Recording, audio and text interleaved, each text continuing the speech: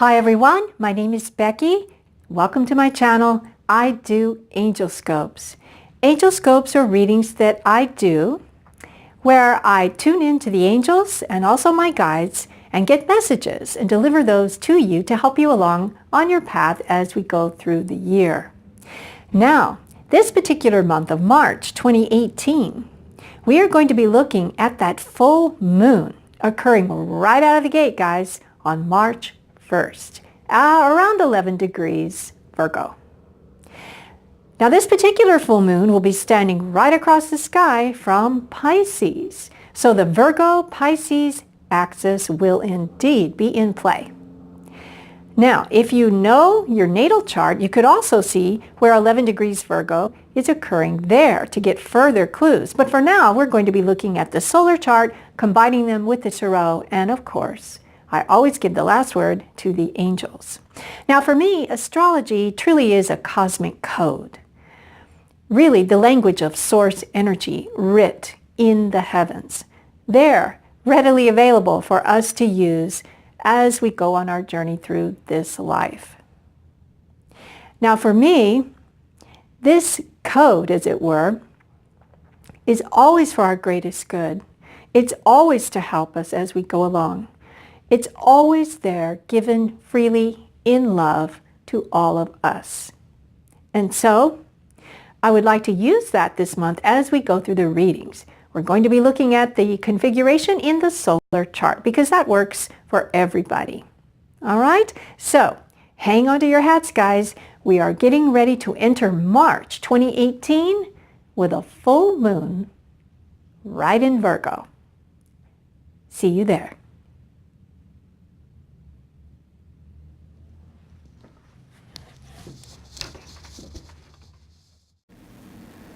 Hi Taurus, this is Becky. Welcome to your March 2018 reading, your AngelScope reading. We are here today and we are going to be reading for the full moon Virgo. The full moon in Virgo. There it is, 11 degrees of Virgo. Now for you Taurus, this particular full moon, which is occurring right out of the gate on March 1st, is going to be occurring in your 5th house of your solar chart on the zodiac wheel. Now, full moons bring illumination. They throw a spotlight on this particular house of your solar chart, which is the house of romance, play, self-expression, creativity, lovers. These are all things represented by the 5th house. And standing across the sky from this full moon will be the sun. And for you, Taurus, it's going to be in your 11th house of your solar chart, which is the house of your friends, groups you belong to, your social network, social contacts, society at large in general. And so we've got this interplay between the full moon illuminating your 5th house of romance and love, self-expression, creativity, and right across friends and the groups you belong to, social causes even. So I wouldn't be surprised to see if we found out that somehow friends are somehow playing a role this month in your reading. All right, so let's take a look here. Whoops, sorry about that. Hope I didn't shake that camera. Okay, here we go. We've got our 3 decks ready to go. We've got our trusty rose quartz globe crystal, and I have already shuffled the cards, so I will shuffle them again though, and I've already created the sacred space. So we're ready to get started, Taurus, full moon. Here we go. Angels, we are reading today for Taurus, and we are reading for this full moon in Virgo, 11 degrees of Virgo, which is occurring in the 5th house of Taurus. So angels, what is the overall energy, the overall situation as this full moon occurs for Taurus? Overall energy, angels for Taurus. Overall energy for Taurus. There it is. Angels, what obstacles may develop or come out? Oops. What obstacles may develop or be present for Taurus that you want to tell them about? Obstacles or things that they might confront or meet up with during this time of the full moon in Virgo. Angels, any obstacles for Taurus? Obstacles? There, obstacles for Taurus. Thank you, angels. Angels, any advice or outcome that you'd like? There it is. Thank you, angels. Okay, great. All right, so let's turn over the cards and take a look. Okay, wow. Okay, Taurus, let's take a look at our cards. In the first position, we ask the angels, what is the overall energy surrounding you at this time as the full moon dawns on March 1st in Virgo? And we have the World, major arcana energy, which is a huge energy in the Tarot. We have the Four of Wands.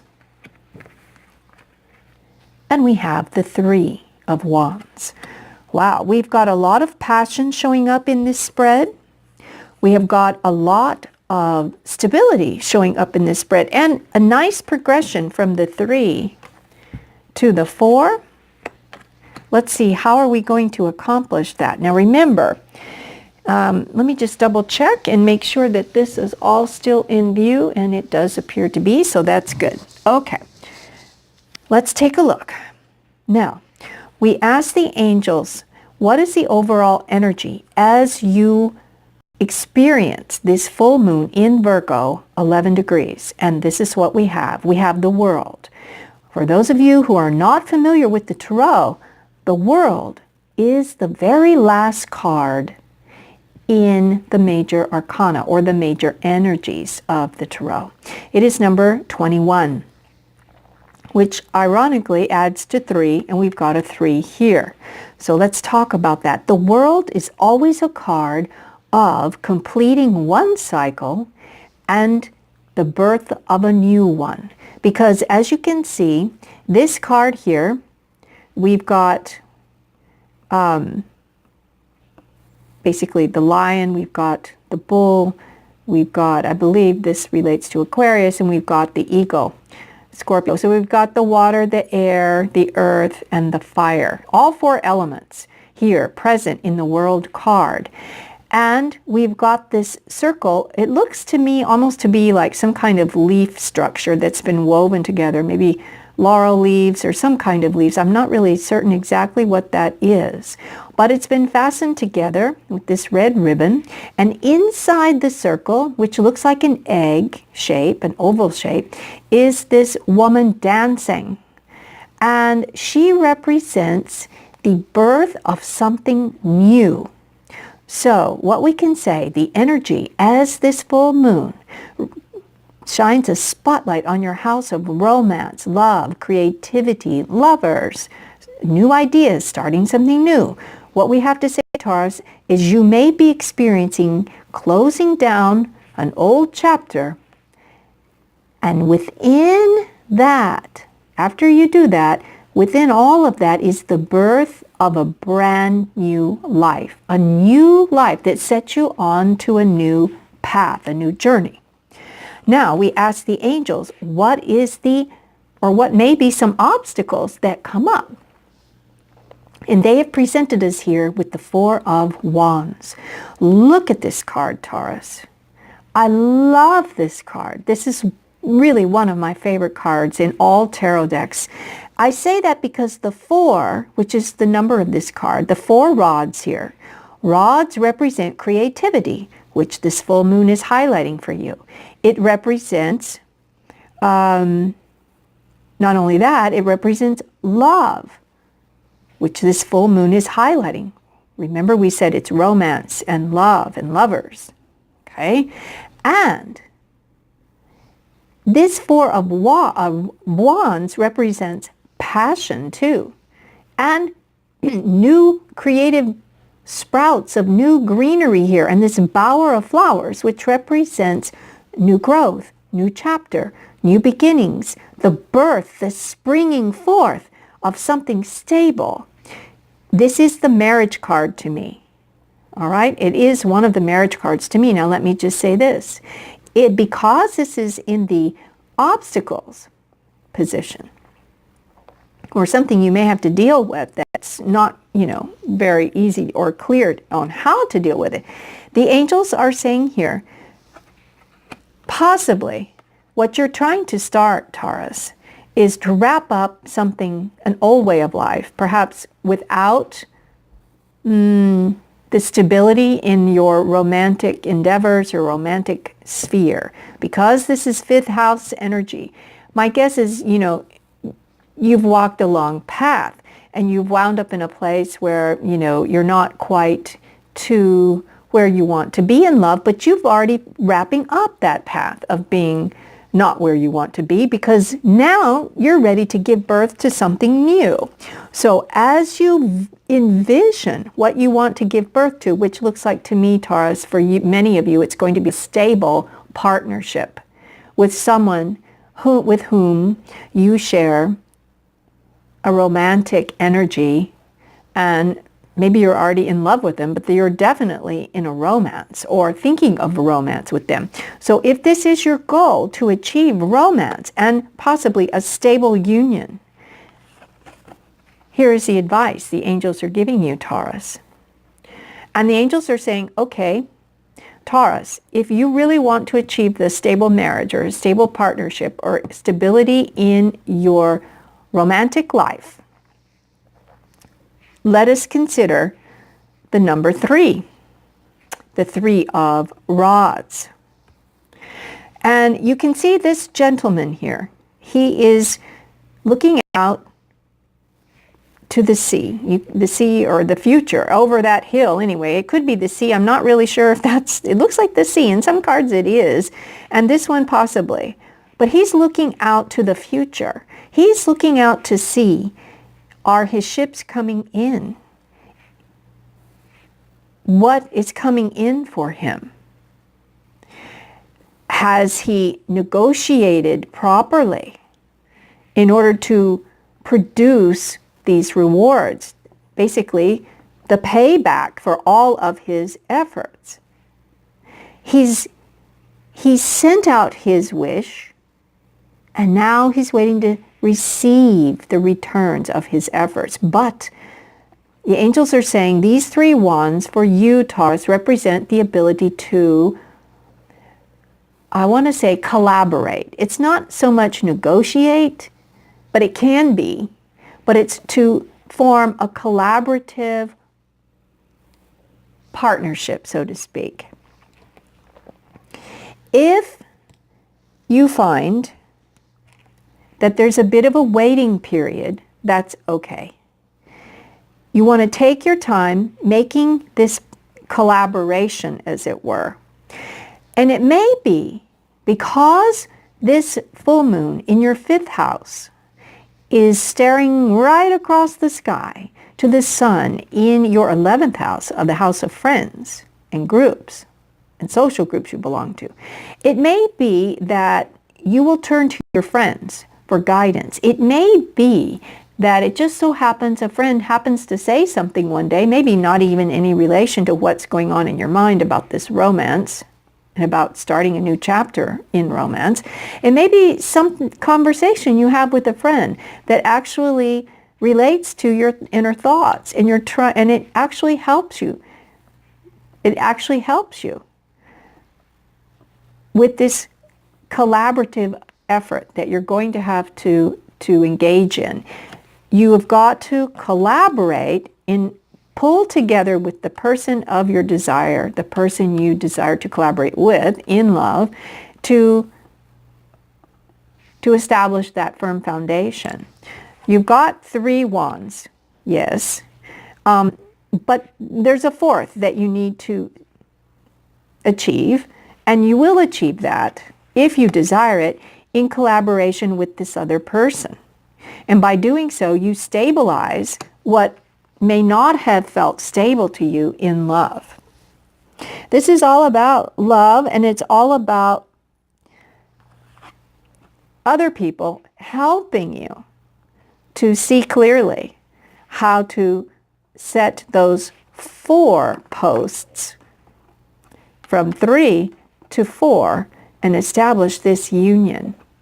Now, when we establish a marriage, that is a contract under the law. And so that's in the 7th house. This is a marriage card, which it may go to that if that's your ultimate goal. But first, you've got to establish that collaboration with the person of your heart's desire. Okay? You've got to collaborate on birthing this new way of moving forward on a brand new path with this person. Okay? Lots of negotiation, collaboration. And I just heard, and I'm trying to think of exactly how I just heard this. They were just saying, ask what their needs are. If you feel like, sit down, have a discussion, talk about what are your dreams and goals. How do you see yourself in 5 years? Basically, even as basic as what kind of house do you like to live in? What kind of style do you like to decorate it in? Things like this, how much love do you need and how do you like it shown to you? That's a huge thing. And it's all part of this collaborative process. Remember that. How much love do you need and how do you like it shown to you? Remember the 5 love languages? If you're not familiar with that quiz online, take it. It's a famous book. And evidently humans have 5 different ways that they prefer to receive love. And when your love language, the way you're giving love, is in the language that doesn't match the way they like to feel love, they won't feel it. For example, some people feel loved when they receive a gift. Okay? Some people feel love when they receive quality time from the other partner. Well, if you are the kind of person that associates feelings of love with receiving gifts, but the other person is the kind of person that associates love with spending quality time with someone, and they're trying to give you quality time, and you're trying to give them gifts, they don't feel the love, and neither do you, because you've got it reversed. So you need to find out, what is your partner's love language? If they love to receive gifts, it makes them feel loved, then give gifts. If they like quality time, that makes them feel loved, then give of your time. It's just an amazing study that was done. And that's what this is, this negotiation. It's collaboration. It's sitting down and figuring out how to combine forces and perhaps achieve a stable relationship that has the ability to go the distance, Taurus. That goes the distance. And boy, you like stability. You, of all the signs, really want that stability and groundedness. And that's exactly what is on offer here, providing you're able to negotiate that and collaborate appropriately. Okay, romance angels, please give us a message for Taurus regarding this energy here in March. And there it is. Okay, and let's see what it says. Oh, wow. Look at this, Taurus. You can't even make this up. I can't believe it. It says, let your friends help you. Ask for and accept support from others.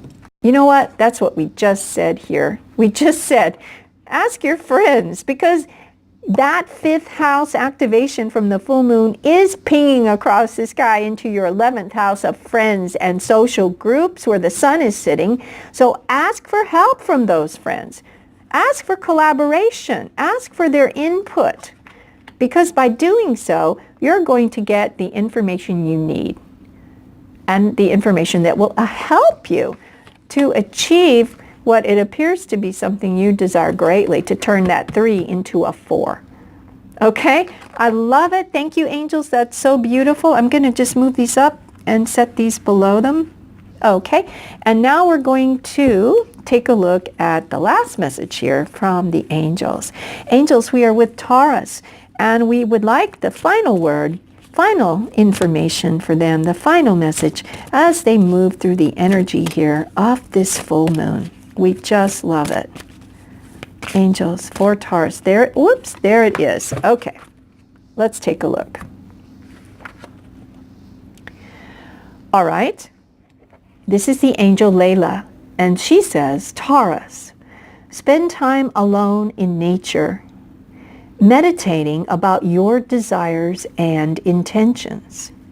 Ask the angels to help you gain a positive perspective. This is beautiful. What we mean by this, Layla is saying to you, the angel Layla, this man is standing alone. He is in nature, so to speak, and he is, in a way, gazing out into the distance in a meditative way. He is spending time alone. He is in nature, out from the city. He is meditating, as she says here, about his desires and intentions. You can just feel it from this card. And what Layla is saying, that's good, definitely good. Ask the angels to help you. Yes, you can ask friends too, but ask those angels, ask your angels, your guides, to help you gain a positive perspective as you think and ruminate on your future. Because as we said, the future is unfolding now. I love this reading for you, Taurus. I'm so glad that we had this chance to go through it together. And I think you are in for some fabulous energies this particular go-round here in March. And I want to wish you all the best. I will be back with a mid-month update. So until then, I wish you peace and richest blessings and great love, Taurus, beyond your wildest dreams. And so it is. Bye-bye.